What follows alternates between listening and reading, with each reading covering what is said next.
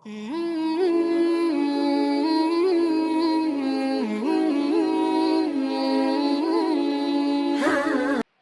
لله رب العالمين والصلاة والسلام على رسوله الكريم وعلى آله وصحبه أجمعين وأشهد أن لا إله إلا الله وأشهد أن محمدا عبده ورسوله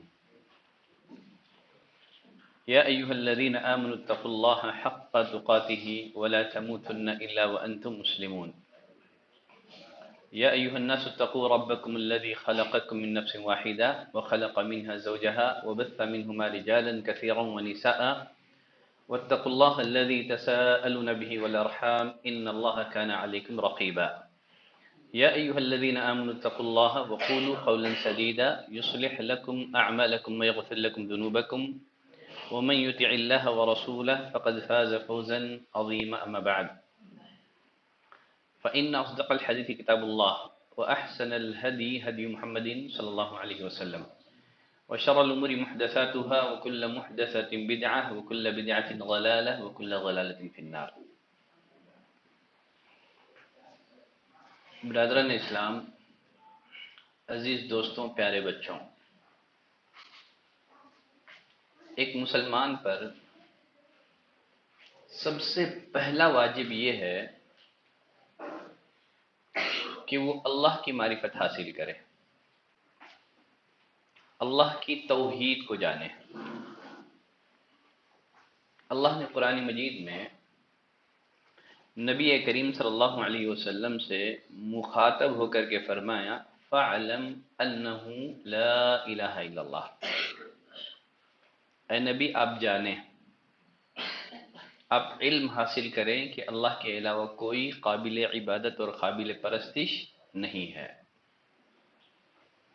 اگر ہم انبیاء اکرام کی زندگیوں پر نظر دوڑاتے ہیں تو پتہ چلتا ہے کہ تمام انبیاء نے اپنی دعوت کا آغاز توحید سے کیا،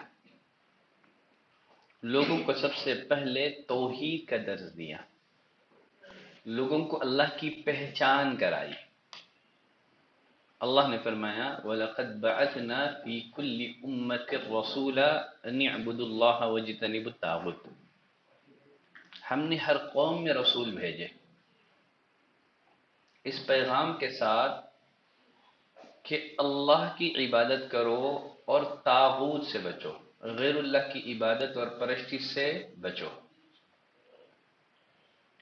نبی کریم صلی اللہ علیہ وسلم نے معاذ بن جبل رضی اللہ تعالیٰ عنہ کو یمن کا گورنر بنا کر کے روانہ کیا۔ اس موقع پر نبی کریم صلی اللہ علیہ وسلم نے معاذ بن جبل رضی اللہ تعالیٰ عنہ کو بہت ساری ہدایات دی۔ پہلی ہدایت نبی کریم صلی اللہ علیہ وسلم نے معاذ بن جبل رضی اللہ تعالیٰ عنہ کو یہ دی، کہا کہ معاذ تم ایک ایسے شہر جا رہے ہو جہاں اہل کتاب رہتے ہیں، بستے ہیں، فَلْيَكُنْ أَوَّلُ مَا تَدْعُوهُمْ إِلَىٰ أَن يُوَحِّدُوا اللَّهَ، لہذا تم اہل یمن کو سب سے پہلے توحید کی دعوت دے۔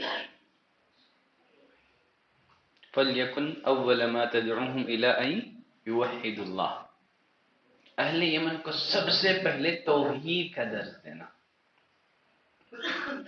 نبی کریم صلی اللہ علیہ وسلم معاذ بن جبل رضی اللہ تعالیٰ عنہ کو یمن کا گورنر بنا کر کے روانہ کر رہے ہیں، نصیحت یہ ہے کہ توحید کی دعوت دینا۔ تو معلوم ہوا کہ مسلمان دنیا کی کسی بھی فیلڈ میں رہے، اس کے سب سے پہلی پہچان کیا ہے کہ وہ داعی ہے۔ حالانکہ گورنر کے نام کیا نصیحت کی جاتی ہے کہ ایک ملک کو کیسے چلایا جائے، شہر کو کیسے چلایا جائے، وہاں کے نظام کو کیسے چلایا جائے، لیکن نبی کریم صلی اللہ علیہ وسلم نصیحت کیا کر رہے ہیں؟ یمن والوں کو توحید کی دعوت دینا۔ تو معلوم ہوا کہ مسلمان چاہے جس فیلڈ میں بھی رہے، اس کی پہلی پہچان کیا ہے کہ وہ داعی ہے۔ تو معلوم ہوا ایک مسلمان پر سب سے پہلا واجب یہ ہے کہ وہ اپنے پیدا کرنے والے کو جانے، توحید کو جانے۔ اور ایک مسلمان پر سب سے آخری واجب کیا ہے؟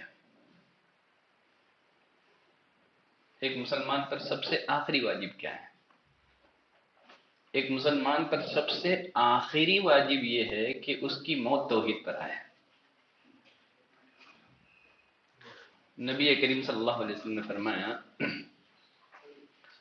من مات وهو يعلم ان لا الہ الا اللہ دخل الجنہ، جو اس حال میں مرے، جو اس حال میں وفات پائے کہ وہ جانتا ہو کہ اللہ کے علاوہ کوئی معبود نہیں، کوئی قابل پرستش نہیں، وہ جنت میں جائے گا۔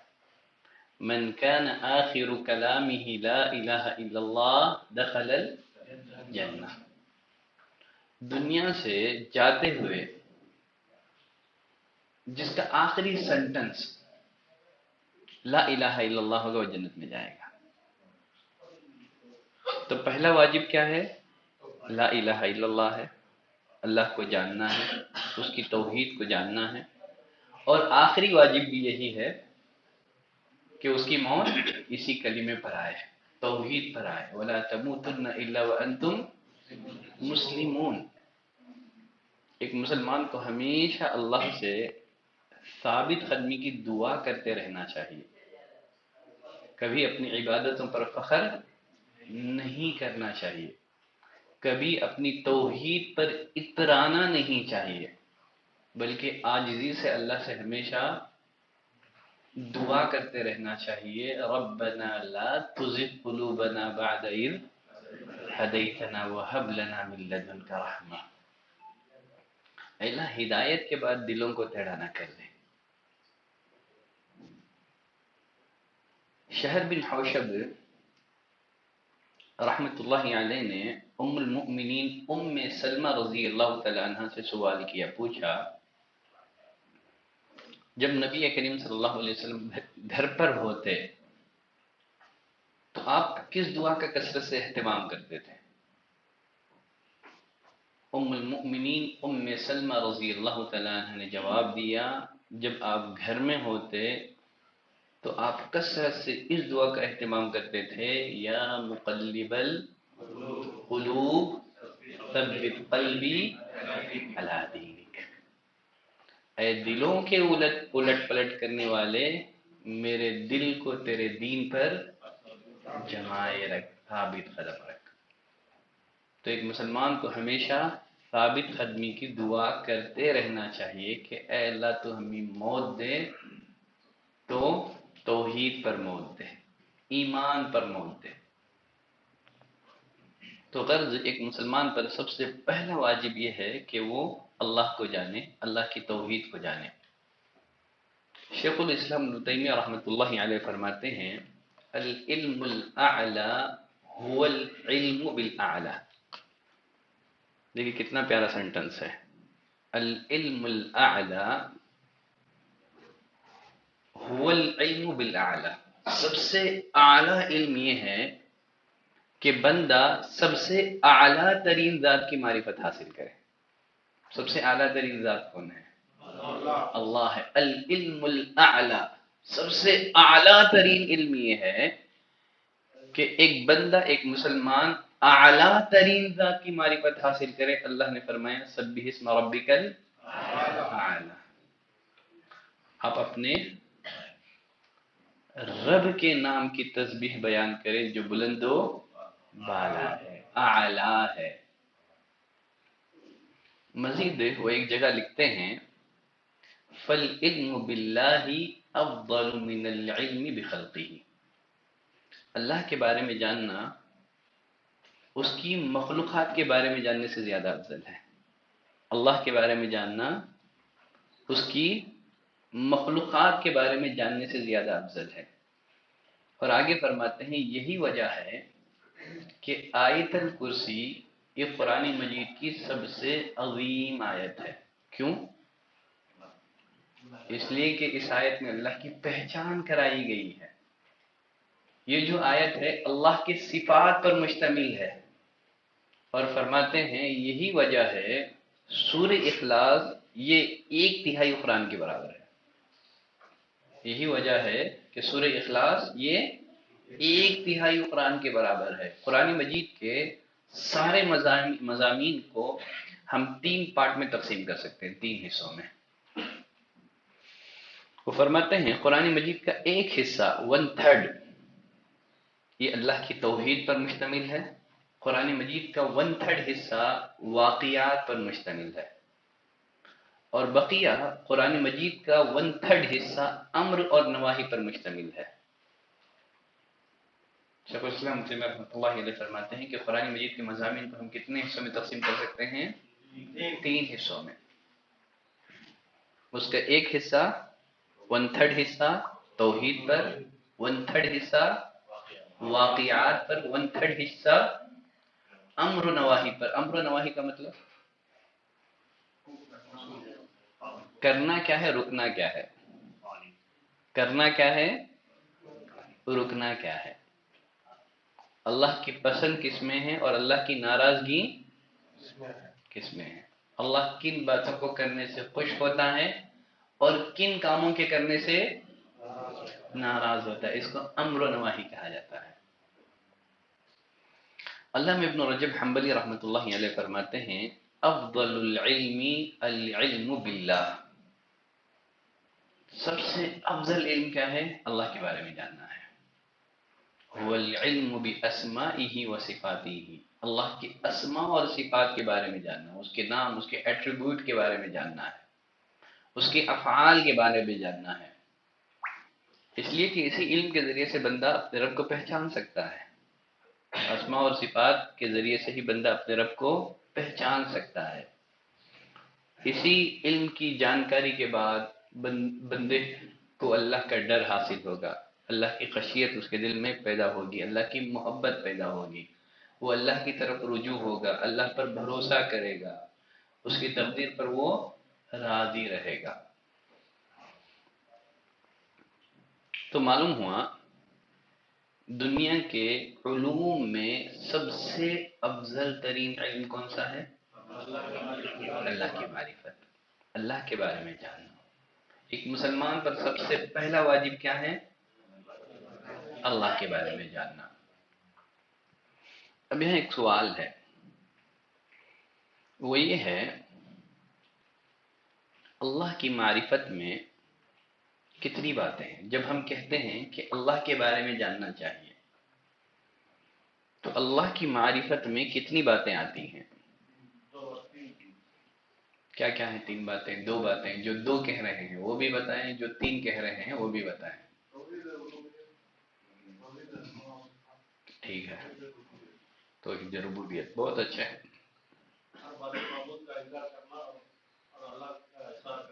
الحمدللہ، ٹھیک ہے، بہت اچھا ہے۔ جب ہم کہتے ہیں کہ ایک مسلمان پر اللہ کی معرفت ضروری ہے، اللہ کی معرفت میں بنیادی 5 باتیں ہیں۔ کتنی باتیں ہیں؟ 5 باتیں ہیں۔ لکھ لیں یہ 5 باتیں۔ اللہ کی معرفت میں کتنی باتیں ہیں؟ 5 باتیں ہیں۔ نمبر 1، اللہ کے وجود کی معرفت، اللہ کے وجود کی معرفت، ایگزسٹنس آف اللہ، اللہ کے وجود کی معرفت۔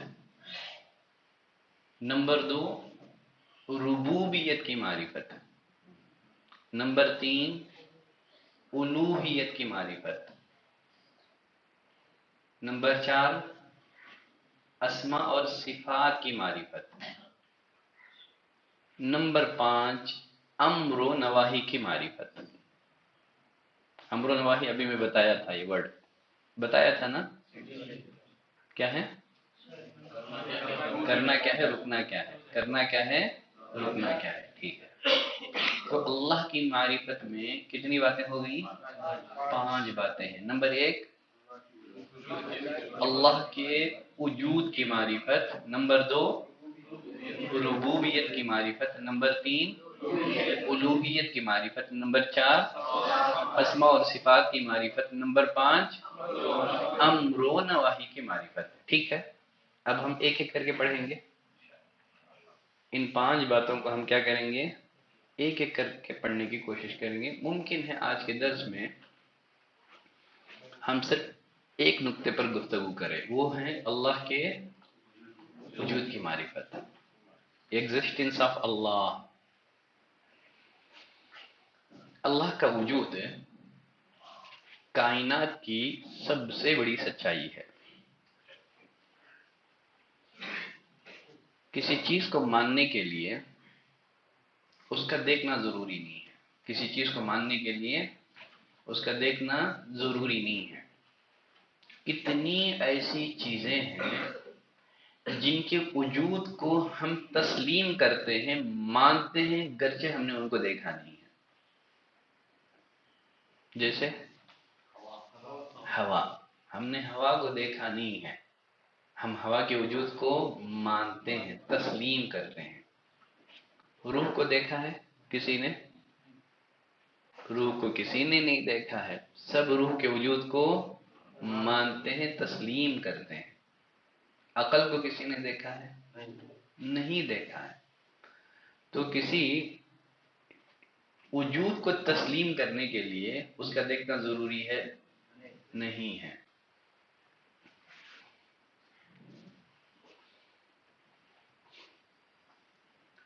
اب یہاں ایک سوال آپ سے یہ ہے، اگر کوئی آپ سے کہے آپ اللہ کے وجود کو پروف کرو، اگر کوئی آپ سے کہے کہ تم اللہ کے وجود کو پروف کرو، ثابت کرو، تو آپ اللہ کے وجود کو کیسے ثابت کریں؟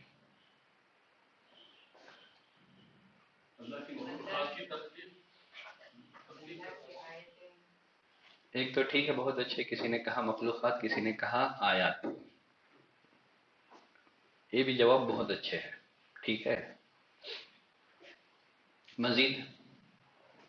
مزید اور ایکسپلینیشن اور وضاحت، اگر آپ سے سوال کیا جائے کہ اللہ کی وجود کو پروف کرو تو آپ کیسے پروف کریں گے؟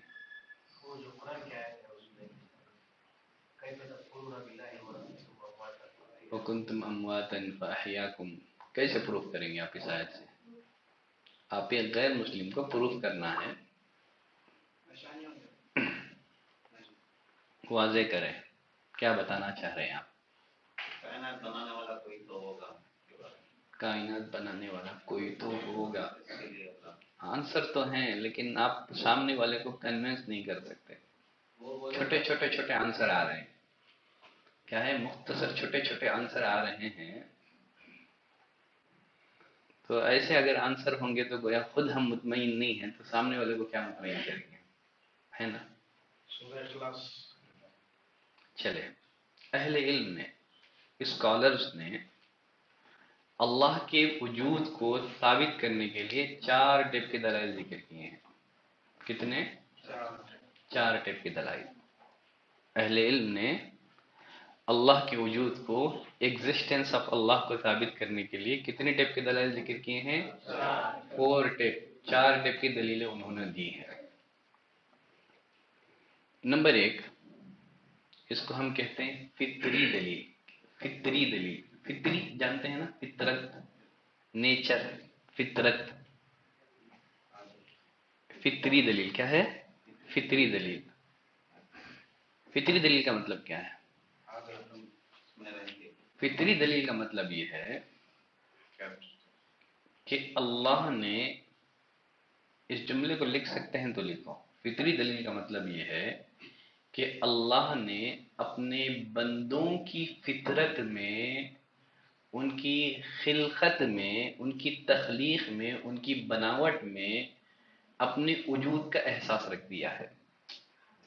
اللہ نے اپنے بندوں کی فطرت میں اپنے وجود کا احساس رکھ دیا ہے۔ ہر انسان چاہے وہ زبان سے انکار کرے تب بھی وہ مانتا ہے کہ کوئی ایک سپر پاور طاقت ہے جو کائنات کا نظام اور سسٹم چلا رہی ہے، کیونکہ وہ فٹ ہے، انسٹال ہے۔ وہ اللہ نے جب انسانوں کو پیدا کیا، اللہ نے اس کی فطرت میں رکھ دیا ہے۔ وہ زبان سے انکار بھی کرے تب بھی وہ تب بھی اس کی فطرت اللہ کے وجود کو مانتی ہے. فطرت اللہ التی فطر الناس علیہا. اسی بنا پر حدیث میں نبی کریم صلی اللہ علیہ وسلم نے فرمایا ما من مولود الا یولد علی الفطرہ، ہر بچہ فطرت پر پیدا ہوتا ہے. فَأَبَوَاهُ يُهَوِّدَانِهِ او یمجسانہ او ینصرانہ، والدین یا تو یہودی بنا دیتے ہیں، نصرانی بنا دیتے ہیں، یا تو مجوسی. بچہ جس ماحول میں پروان چڑھتا ہے اس ماحول کا اثر قبول کر لیتا ہے. جس ماحول میں بچہ پروان چڑھتا ہے اس ماحول کے اثر کو قبول کر لیتا ہے. بات واضح ہے. عرب دنیا کے ایک مشہور عالم ڈاکٹر سلیمان عمر اشقر،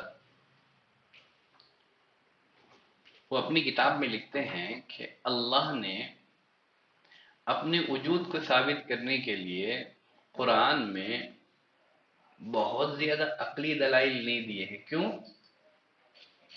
اس لیے کہ انسان کی فطرت اللہ کے وجود کو مانتی ہے. اللہ نے اپنے وجود کو ثابت کرنے کے لیے قرآن مجید میں بہت لمبے چوڑے دلائل نہیں دیے ہیں. کیوں؟ انسان کی فطرت اللہ کے وجود کو مانتی ہے، تسلیم کرتی ہے.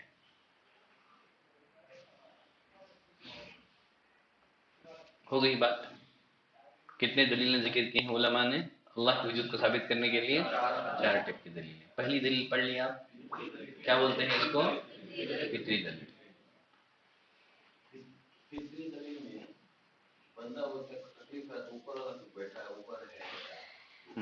ٹھیک ہے، یہ بھی اسی میں. نمبر 2 عقلی دلیل. نمبر 2 عقلی دلیل. عقلی دلیل سمجھتے ہیں نا آپ؟ لاجیکلی اس کو کہہ سکتے ہیں عقلی دلیل.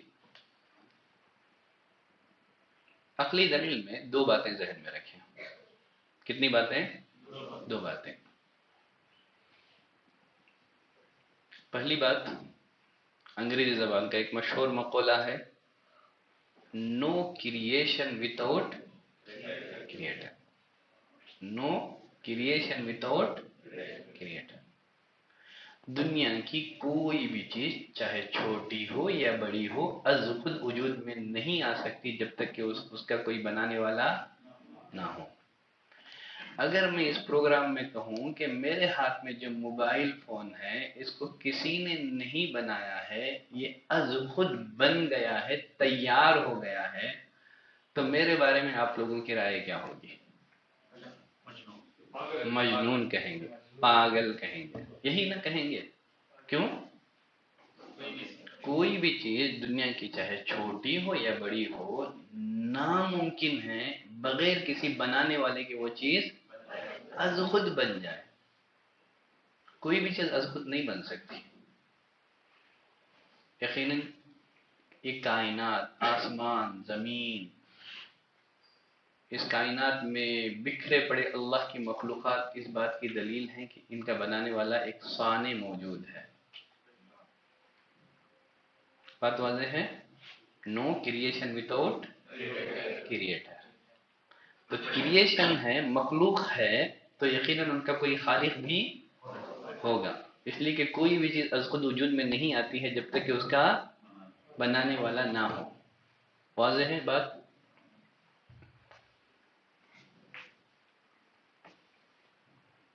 عموماً جو ملحد ہوتے ہیں، ایتھسٹ، جو اللہ کا انکار کرتے ہیں، ان لوگوں کی طرف سے ایک سوال بڑے زور و شوروں سے اٹھایا جاتا ہے، اللہ کو کس نے پیدا کیا؟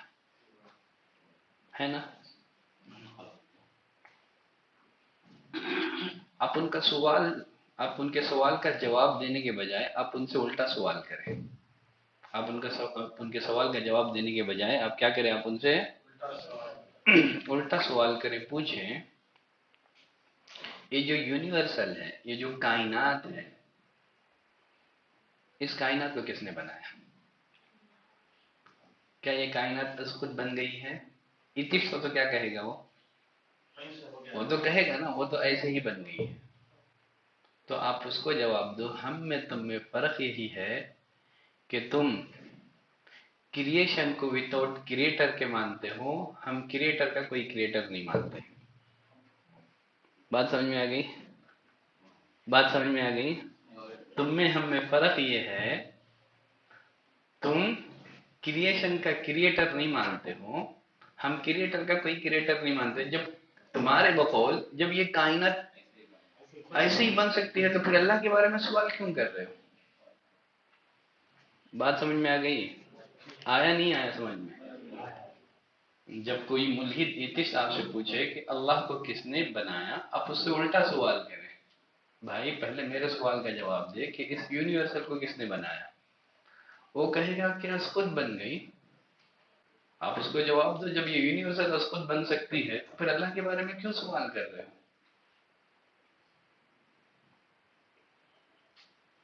مسئلہ واضح ہے؟ ٹھیک ہے، تو کسی چیز کے بننے کا مطلب یہ ہے کہ وہ پہلے نہیں تھی، بعد میں بنی، حالانکہ اللہ اول بھی ہے آخر بھی ہے، وہ ہمیشہ سے ہے، وہ ہمیشہ رہے گا۔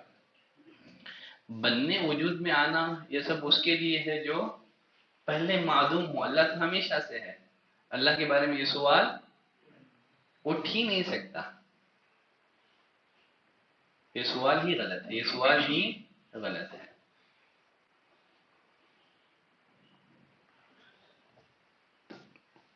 تو عقلی دلیل میں ایک بات ہو گئی، ایک مسئلہ ہو گیا، کیا ہے؟ نو کریشن وداؤٹ کریٹر۔ نمبر 2، عقلی دلیل میں دوسرا جواب کیا، دوسرا پروف یہ ہے، کوئی بھی سسٹم، کوئی بھی نظام بلا منتظم کے چل نہیں سکتا، کوئی بھی سسٹم، کوئی بھی نظام بلا آپریٹر کے نہیں چل سکتا۔ بات سمجھ رہے ہیں آپ؟ چلو اس چیز کو میں ایک واقعے سے واضح کرتا ہوں۔ امام ابو حنیفہ رحمۃ اللہ علیہ کے پاس کچھ ایتھسٹ آئے، کچھ ملحد آئے، اللہ کے وجود کے بارے میں جھگڑنے لگے۔ امام ابو حنیفہ رحمۃ اللہ علیہ نے ان لوگوں سے کہا کہ مجھے معاف کرو، میں فی الوقت ایک اہم معاملے میں مشغول ہوں۔ تو ملحدوں نے پوچھا کہ آپ کس بارے میں مشغول ہیں، تھوڑا ہمیں بھی بتائیے۔ امام ابو حنیفہ رحمۃ اللہ علیہ نے کہا کہ ابھی ابھی مجھے خبر ملی ہے کہ ایک بہت بڑی شپ ہے، ایک بہت بڑی کشتی ہے، اس میں مختلف طرح کے تجارتی سامان رکھے ہوئے ہیں، اس کشتی کا کوئی ملاح نہیں ہے، اس کشتی کا کوئی چلانے والا نہیں ہے، یہ کشتی از خود سمندر کے موجوں کو چیرتے ہوئے ایک شہر سے دوسرے شہر کا سفر کر رہی ہے اور سامان امپورٹ اور ایکسپورٹ کر رہی ہے۔ تو ملحدوں نے کہا کہ یہ کس نے آپ کو خبر دی، یہ تو پاگلوں والی بات ہے، کیسے ممکن ہے کہ ایک بہت بڑی کشتی ہو اور وہ کشتی بنا چلانے والے کے چلے، یہ ممکن ہے؟ یہ تو پاگلوں والی بات ہے۔ امام ابو حنیفہ رحمۃ اللہ علیہ نے کہا تف ہے تمہارے عقلوں پر، تم ایک شپ کے بارے میں ماننے کے لیے تیار نہیں ہو کہ یہ بغیر چلانے والے کے چلے، تم اس کائنات اور یونیورسل کے بارے میں کیسے مان لیا کہ اس کا کوئی چلانے والا نہیں ہے، یہ کائنات اس خود چل رہی ہے۔ دن کے بعد رات کا آنا، رات کے بعد دن کا آنا، موسموں کی تبدیلی، تو یہ کائنات کا سسٹم، یہ کائنات کا نظام بتا رہا ہے کہ اس کا کوئی منتظم ہے جو اس کائنات کا نظام چلا رہا ہے۔ ایک کمپنی بلا مینیجر کے چل نہیں سکتی۔ تم نے اس کائنات کے بارے میں کیسے سمجھ لیا کہ اس کا کوئی چلانے والا نہیں ہے، یہ کائنات از خود چل رہی ہے؟ بات واضح ہے؟ مسئلہ واضح ہے؟ تو عقلی دلیل میں دو باتیں آپ کو ذہن میں رکھنی ہیں۔ نمبر 1، نو کریشن وداؤٹ کریٹر۔ نمبر 2، ہاں بہت اچھے، نو سسٹم وداؤٹ آپریٹر، بہت اچھے۔ تو کتنی دلیلیں ہو گئی وجود باری تعالیٰ کے لیے؟ دو دلیلیں ہو گئی، ایک ہے فطری دلیل اور ایک ہے عقلی دلیل۔ بہت اچھے، ہمارے بچے بھی لکھ رہے ہیں، بچے بھی سمجھ رہے ہیں۔ سمجھ رہے ہیں نا بیٹے؟ پوچھوں سوال آپ سے، پوچھوں؟ اللہ کے وجود کی کتنی دلیلیں ہیں اب تک جو ہم پڑھے ہیں؟ 4 دلیلیں. 4 میں سے کتنے پڑھے ہم؟ 2. کیا کیا؟ تو کبھی بھی میں پوچھ سکتا ہوں، اس لیے پین کاپی لے کے بیٹھا ہوں. اوکے، اس بار معاف کر رہا ہوں، اگلی بار پوچھ سکتا ہوں. آپ بھی پین کاپی لے کے آنا، کتنا ہوتا ہے اتنا لکھنا. اوکے، سمجھ میں نہیں آئے تو بھی لکھو.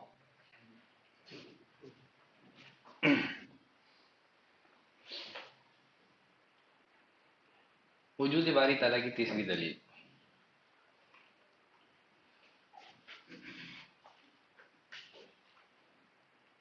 اس کو ہم لوگ کہتے ہیں شرعی دلیل. کیا ہے؟ شرعی دلیل. تمام آسمانی کتابیں اللہ کے وجود پر زندہ دلیلیں ہیں. تمام آسمانی کتابیں اللہ کے وجود پر زندہ دلیلیں ہیں. اللہ تعالیٰ نے تمام آسمانی کتابوں میں، قرآن مجید میں جو احکامات دیے ہیں، جو تعلیمات دیے ہیں، اس میں بندوں کے مصالح پوشیدہ ہیں. عموماً انسان اگر کوئی قانون بناتا ہے تو اس میں سب لوگوں کی رعایت کر پانا مشکل ہے. ایک کا خیال رکھتا ہے تو پھر دوسروں کو نظر انداز کر دیتا ہے. لیکن اس کے برخلاف اللہ نے جو قانون بنایا ہے، اللہ نے قرآن مجید میں جو احکامات دیے ہیں، ان کو پڑھنے کے بعد ایک عقل سلیم والا انسان یہ کہنے پر مجبور ہو جائے گا کہ یہ احکامات، یہ قانون اسی کا بنایا ہوا ہوگا جو انسانوں کا خالق ہے. ٹھیک ہے، اس کو کیا کہتے ہیں؟ شرعی دلیل. اس لیے کہ جو بھی اپنے آپ کو مسلمان کہتا ہے، قرآن پر اس کا ایمان ہے، نبی کریم صلی اللہ علیہ وسلم کو رسول مانتا ہے، یقیناً وہ اللہ کے وجود کو مانتا ہی ہے نا؟ آپ قرآن کی تلاوت کیوں کرتے ہیں؟ کیوں؟ اللہ کی کتاب سمجھ کر، اللہ کے وجود کو تسلیم کر کے ہی پڑھتے ہیں نا. تو اس کو کیا بولتے ہیں؟ اس کو شرعی دلائل.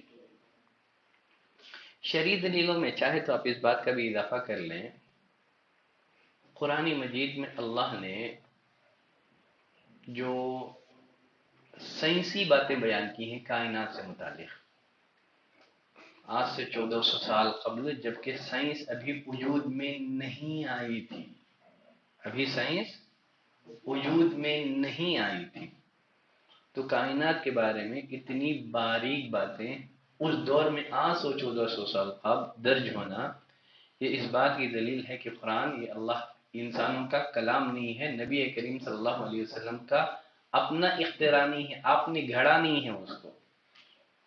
یہ نبی کریم صلی اللہ علیہ وسلم کے افکار اور خیالات کا مجموعہ نہیں ہے قرآن مجید، بلکہ یہ اللہ کی طرف سے نازل شدہ ہے. کیونکہ آج بھی موجودہ سائنس قرآن مجید کی کسی بھی ایک بات کو جھٹلا نہیں سکتی. ٹھیک ہے، چلیں کتنی دلیلیں ہو گئی؟ 3 ہو گئے. اب چوتھے نمبر پر ہے حصی دلیل. کیا ہے؟ حصی دلیل. کامن سینس، حصی، محسوس کر سکتے ہیں ہم اس کو. کیا بولتے ہیں؟ محسوس کرنا. اللہ کے وجود کا آدمی محسوس کر سکتا ہے، اس کو حصی دلیل کہتے ہیں. حصی دلیل میں 2 باتیں ہیں. کتنی باتیں ہیں؟ 2 باتیں ہیں. حصی دلیل میں پہلی بات دعاؤں کی قبولیت. دعاؤں کا قبول ہونا اس بات کی دلیل ہے کہ کوئی ذات ہے جو ہماری دعاؤں کو قبول کرتا ہے. قرآن مجید میں انبیاء کرام کی دعائیں مذکور ہیں. انبیاء نے مصیبتوں میں اللہ کو پکارا تو فوراً اللہ کی مدد آسمان سے نازل ہوئی. یہ اس بات کی دلیل ہے کہ کوئی ہے جو بندوں کی دعا کو قبول کر کے فوراً آسمان سے مدد کا سامان کرتا ہے. نوح علیہ السلام 950 سال توحید کی دعوت دی اپنے قوم کے لوگوں کو. ماں سوائے چند کے سب نے آپ کی دعوت کو قبول کرنے سے انکار کر دیا۔ تنگ آ کر کے اللہ سے دعا کی، انی مغلوب فانتصر، اللہ اب میں تھک چکا ہوں، اب امید نہیں ہے کہ یہ لوگ ایمان لے آئیں گے، اللہ تو ہی کوئی مدد کا سامان کر۔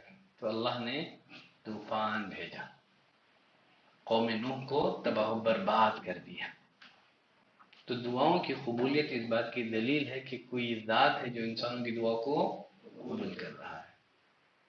کتب احادیث میں بھی ایسے بہت سارے واقعات ہیں۔ نبی کریم صلی اللہ علیہ وسلم جمعہ کا دن تھا، خطبہ ارشاد فرما رہے تھے، ایک بدو مسجد میں داخل ہوا، ایک عربی، ایک دیہاتی ولیج کا رہنے والا مسجد میں داخل ہوا، کہنے لگا اللہ کے رسول، قحط سالی کے بسبب ہماری کھیتیاں تباہ و برباد ہو گئی ہیں، ہمارے جانور بھوک سے مر رہے ہیں، آپ اللہ سے بارش کے لیے دعا کریں۔ آپ ممبر پر تھے، آپ نے اپنے دونوں ہاتھوں کو اٹھا کر کے اللہ سے دعا کی، آسمان ابر آلود ہو گیا اور بارش شروع ہو گئی، مسلسل ایک ہفتے تک بارش پڑتی رہی۔ وہی بدو پھر دوسرے جمعہ آیا، اللہ کے رسول، بارش کی کثرت سے ہماری کھیتیاں برباد ہو گئی، ہمارے جانور مر رہے ہیں، اللہ سے دعا کریں کہ اللہ بارش روک دے۔ نبی کریم صلی اللہ علیہ وسلم نے پھر سے اپنے ہاتھوں کو اٹھایا اور اللہ سے دعا کی، اللہم حوالین ولا علین۔ یہ دعا نہیں کہ اللہ بارش مت نازل کر، کہا کہ اللہ بارش ہم پر نہ برسا، ہمارے اطراف و اکناف میں جہاں بارش کی ضرورت ہے اللہ اس بارش کو لے جا کر کے وہاں برسا دے۔ تو ہم کو بھی اگر بارش کی کثرت ہو، اللہ سے یہ دعا نہیں کرنا اللہ بارش نہیں چاہیے، اللہ کیا کریں، حوالین ولا علین، اللہ ہم پر نہ برسا لیکن اسی بارش کو کیا کر دے، جہاں ضرورت ہے ہمارے اطراف اور اکناف میں اس بارش کو لے جا کر کے وہاں برسا دے۔ بات واضح ہے؟ تو اسی دلیل میں ایک بات کیا ہو گئی، دعاؤں کی قبولیت۔ اسی دلیل میں دوسری بات ہے انبیاء اکرام کے معجزات۔ کیا ہے؟ انبیاء اکرام کے معجزات۔ معجزہ کسے کہتے ہیں؟ خلاف عادت کام جو انسانی طاقت سے باہر ہو، خلاف عادت کام جو انسانی اختیار سے، انسانی طاقت سے باہر ہو۔ میریکلز کیا بولتے ہیں انگریزی میں؟ ہاں ٹھیک ہے۔ تو انبیاء اکرام کے معجزات، عادتاً ممکن ہے کہ کوئی پہاڑ سے اونٹنی نکال دے، کیا یہ ممکن ہے عادتاً؟ عادتاً یہ ممکن ہے کہ آدمی لاٹھی زمین پر مارے اور 12 پانی کے چشمے وجود میں آ جائیں؟ کیا عادتاً یہ ممکن ہے کہ آدمی لاٹھی سمندر پر مارے اور راستہ بن جائے؟ ممکن ہے یہ؟ ہاں۔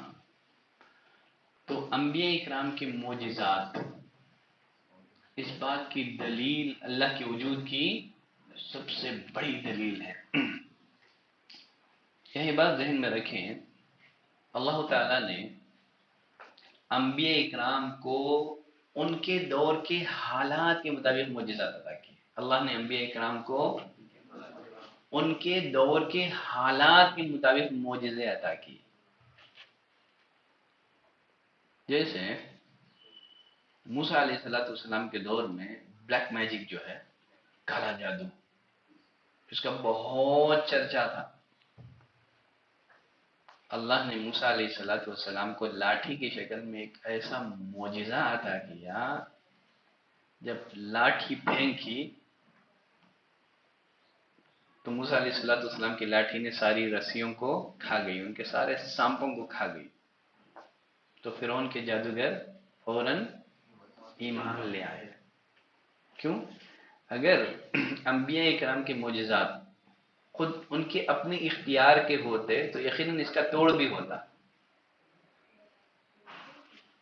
تو انبیاء کے معجزے اس بات کی دلیل ہے کہ انبیاء اکرام کے ہاتھوں جو معجزات ظاہر ہوئے ہیں، اس میں ان کا اپنا کوئی اختیار نہیں ہے، اس میں ان کا اپنا کوئی اختیار نہیں ہے۔ اللہ نے انبیاء کی مدد اور تائید کے لیے ان کے ہاتھوں اس طرح کے معجزات صادر کیے انبیاء کرام کے معجزات، یہ ان کی اللہ کے وجود کی بڑی دلیل ہے اور ان کی نبوت کی بھی دلیل ہے۔ عیسیٰ علیہ السلام کے دور میں علم طب بہت عروج پر تھا۔ علم طب جانتے ہیں نا؟ ہاں ٹھیک ہے۔ اللہ نے اس دور میں عیسیٰ علیہ السلام کو ایسے معجزات عطا کیے کہ بڑے سے بڑا طبیب ان کے معجزات کا توڑ پیش کرنے سے عاجز۔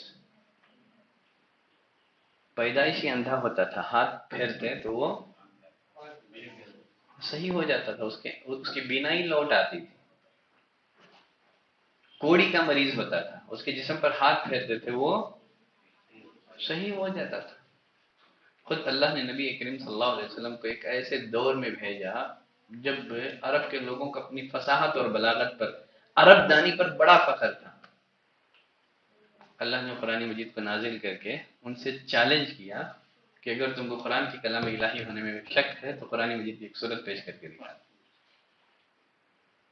تو وہ لوگ قرآن مجید کے اس چیلنج کو قبول کرنے سے عاجز رہ گئے، حالانکہ ان کو اپنے عرب دانی پر بڑا ناز تھا، فخر تھا۔ تو اس بات کی دلیل ہے انبیاء کرام کے معجزات، یہ بھی اللہ کے وجود کی سب سے بڑی دلیل ہے۔ ٹھیک ہے، مسئلہ واضح ہے مسئلہ۔ تو اہل علم نے اللہ کے وجود کو ثابت کرنے کے لیے کتنے ٹیپ کے دلائل ذکر کیے ہیں؟ 4 ٹیپ کے دلیلیں۔ نمبر 1 فطری دلیل۔ فطری دلیل کا مطلب اللہ نے اپنے بندوں کی فطرت میں اپنے وجود کا احساس رکھ دیا ہے، اپنے وجود کا احساس رکھ دیا ہے۔ ٹھیک ہے۔ نمبر 2 عقلی دلیل۔ عقلی دلیل میں نو کریشن وداؤٹ کریٹر۔ نمبر 2 نو سسٹم وداؤٹ، بہت اچھے۔ نمبر 3 شرعی دلیل۔ شرعی دلیل تمام آسمانی کتابیں اللہ کے وجود کی دلیل ہیں۔ ٹھیک ہے، ان میں جو احکامات ہیں، جس میں جو عدل و انصاف پر مبنی احکامات ہیں، یہ بھی اللہ کے وجود کی دلیل ہے۔ ٹھیک ہے، پھر اور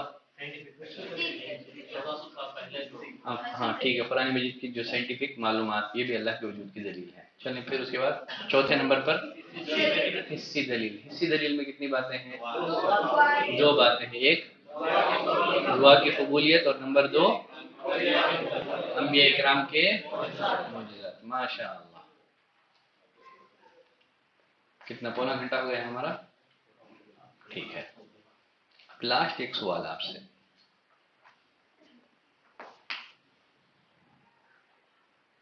اللہ ہے، ہم نے اللہ کے وجود کو مان لیا، تسلیم کر لیا، اللہ ہے تو پھر وہ دکھائی کیوں نہیں دیتا ہے؟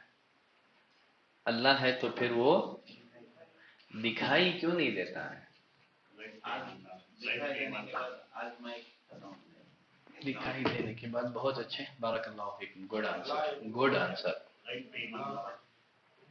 غیب پر ایمان لانا، بہت اچھے۔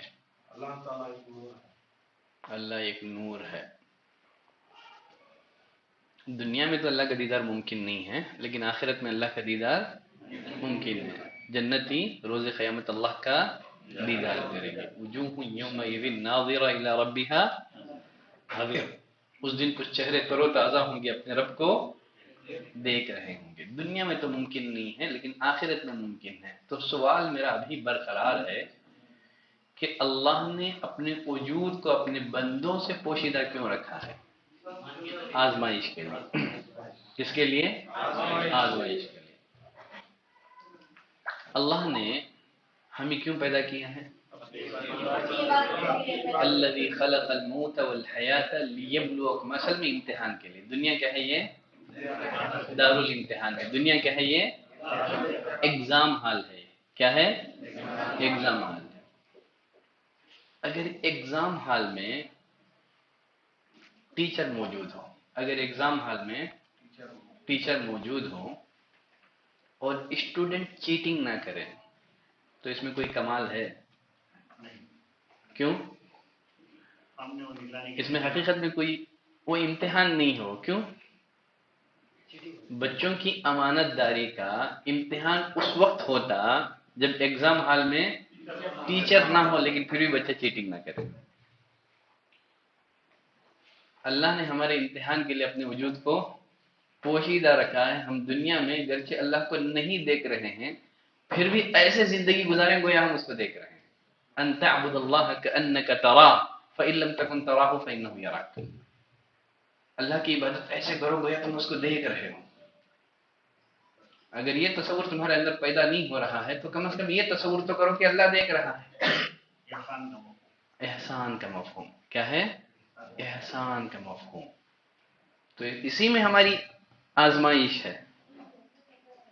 اگر ہم اللہ کو دیکھتے، اس کی اطاعت کرتے، فرما برداری کرتے تو اس میں ہمارا امتحان نہیں ہوتا تھا. ہمارا امتحان کب ہے کہ ہم اللہ کو نہیں دیکھ رہے ہیں لیکن پھر بھی ایسے زندگی گزار رہے ہیں گویا ہم اس کو دیکھ رہے ہیں. تو اللہ نے ہماری آزمائش کے لیے اپنے وجود کو ہم سے مخفی اور پوشیدہ رکھا ہے. ٹھیک ہے، بات واضح ہے. تو یہ ہمارے امتحان، ہماری آزمائش کے لیے. مزید کچھ سوالات ہیں.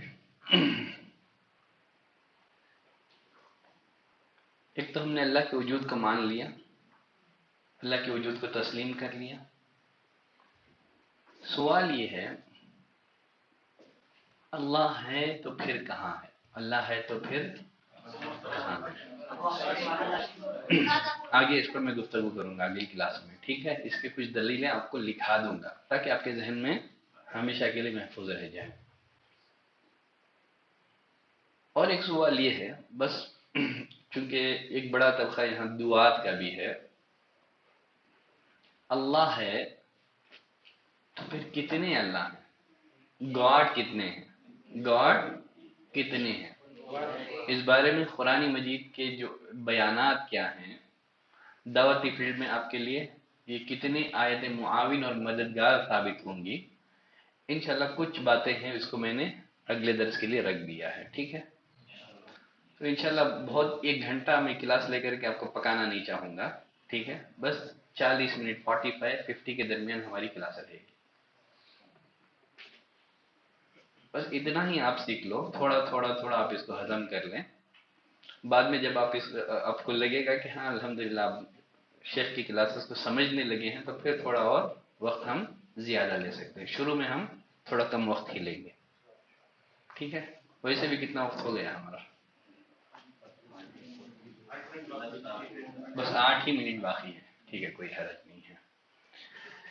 بس اسی موضوع سے ریلیٹڈ اگر کسی کے پاس کوئی سوال ہے تو اپنا سوال پیش کر سکتے ہیں.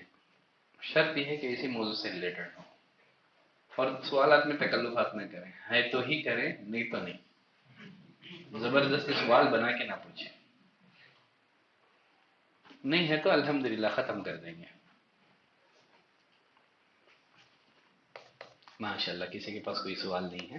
سبحانک اللہم و بحمدک اشہد ان لا الہ الا انت استغفرک و اتوب الیک.